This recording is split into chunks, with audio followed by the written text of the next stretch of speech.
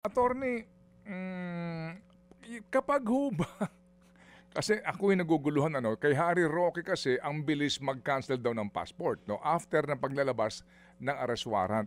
Yan ho bang cancellation of passport ay kinakailangan pang ipetisyon ng Sandigan Bayan or ng DOJ sa court after the issuance of arrest warrant? O automatic po yung pag-arrest warrant, automatic po cancel yung passport?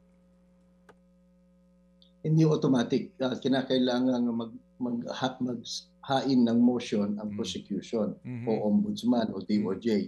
So, at yan ho naman ay hindi dapat patagalin ng korte. Kasi yung ebidensya naman nandyan na if the court finds probable cause, mag-i-issue ng warrant of arrest. So, hindi lang ho yan request obligasyon at kapangyarihan ng korte na to make sure or adopt measures to bring the accused within its jurisdiction. So hindi ho naman ito neutral na neutral sapagkat ang nakasalalay na ho dito yung integridad ng judicial process. So usually mabilis yung pag-issue ng cancellation of passport. Opo. So kumbaga po dito nga in this particular case involving Zaldico na meron ng arrest warrant, dapat ang ombudsman maghain ng petisyon, no? Opo, sa hukuman to cancel the passport of Zaldico. That's the first step sa usapin na ito.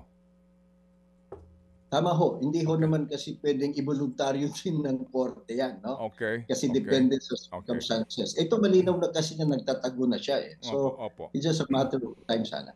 Mga kapatid, brothers and sisters, saan ka pa? Dito na tayo sa totoo. Dito na tayo sa True FM. Mga kapatid, mag-subscribe and follow po kayo sa social media accounts ng True Network PH. Yan po kami. Hanapin nyo lang True Network PH, Facebook, Instagram, YouTube, TikTok, and podcast. Mapa Apple or Spotify man yan, mahahanap nyo kami. Lahat ng mga napapanood at napapakinggan nyo po sa programa, nasa social media accounts namin yan. So, paano mga kapatid? See you sa social media!